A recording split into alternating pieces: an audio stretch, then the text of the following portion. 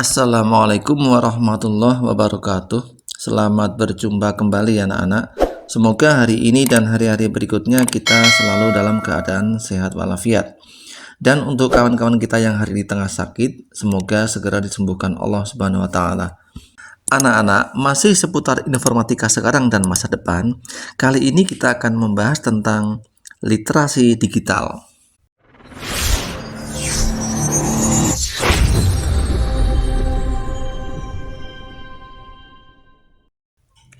Kemampuan membaca, menulis, berbicara, menghitung, dan memecahkan suatu masalah disebut dengan literasi.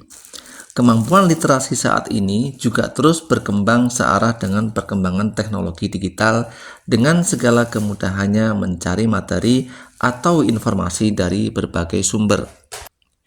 Kemampuan literasi dalam memanfaatkan teknologi digital atau biasa disebut dengan literasi digital sangat penting dalam kehidupan kita. Karena saat ini kita dituntut tidak hanya melek teknologi, tapi juga dituntut untuk bisa memiliki kemampuan analitis dan kritis dalam mengolah informasi yang didapatkan dari berbagai sumber, karena tidak semua informasi harus diterima kebenarannya. Berkembangnya teknologi menghadirkan perubahan pada kehidupan sehari-hari. Keterhubungan masyarakat Indonesia dengan internet sudah mencapai lebih dari setengah populasi penduduknya dan angka ini akan terus meningkat setiap tahunnya. Peningkatan pengguna teknologi internet di Indonesia haruslah diikuti dengan peningkatan kualitas sumber daya manusianya. Pada era Society 5.0, masyarakat diharapkan dapat menghadapi berbagai tantangan dan permasalahan sosial dengan memanfaatkan dan mengoptimalkan berbagai inovasi yang lahir di era revolusi industri 4.0.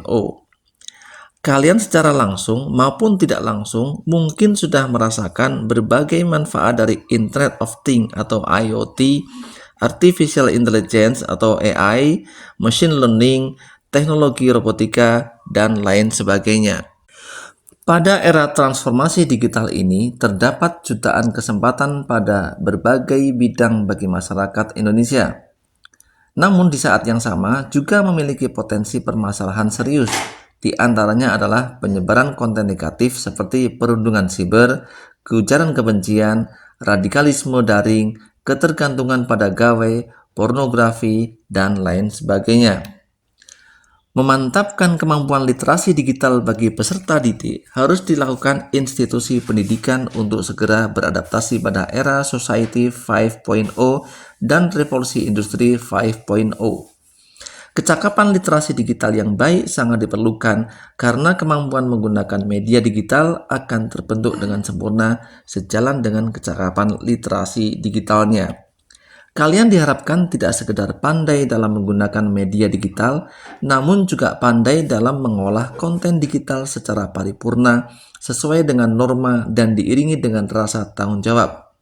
Kominfo, Capeledi, Siberkreasi 2020 menyatakan bahwa menggunakan media digital harus melingkupi budaya atau digital culture, etika atau digital ethics, dan keamanan atau digital safety, tidak sekedar kecakapan menggunakan media digital atau digital skill. 1. Digital skills atau cakap bermedia digital adalah dasar dari kompetensi digital, yaitu kemampuan mendasar individu dalam mengetahui, memahami, dan menggunakan berbagai perangkat keras dan piranti lunak teknologi informasi dan komunikasi atau TIK serta sistem operasi digitalnya. 2. Digital culture atau budaya menggunakan media digital adalah wujud kewargaan digital dalam konteks keindonesiaan. Perubahan teknologi komunikasi mengubah pengguna media komunikasi pada masyarakat Indonesia.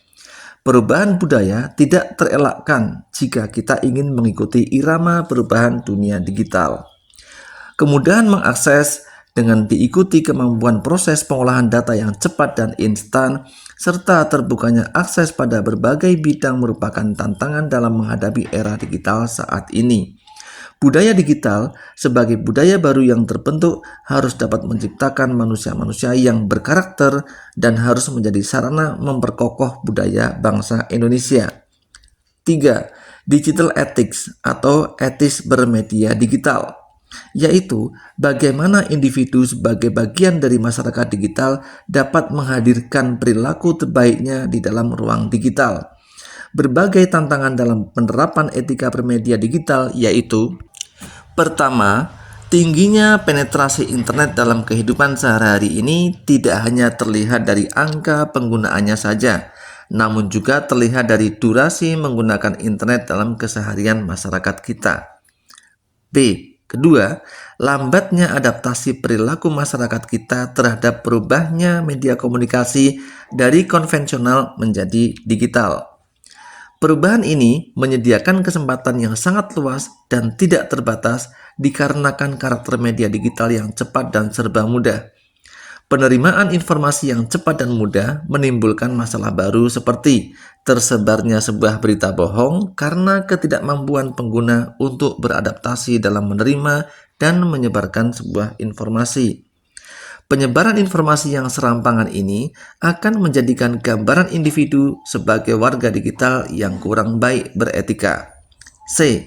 Ketiga, pada masa pandemi yang sempat mengisolasi kegiatan manusia, mendorong pengguna gawe dengan intensitas yang lebih tinggi, yang kadang menyebabkan banyak gesekan karena ketidaksiapan kita dalam berkomunikasi secara digital. Untuk mengatasi tantangan beretika digital tersebut, beberapa elemen dan prinsip yang penting untuk diterapkan yaitu: A. Kesadaran.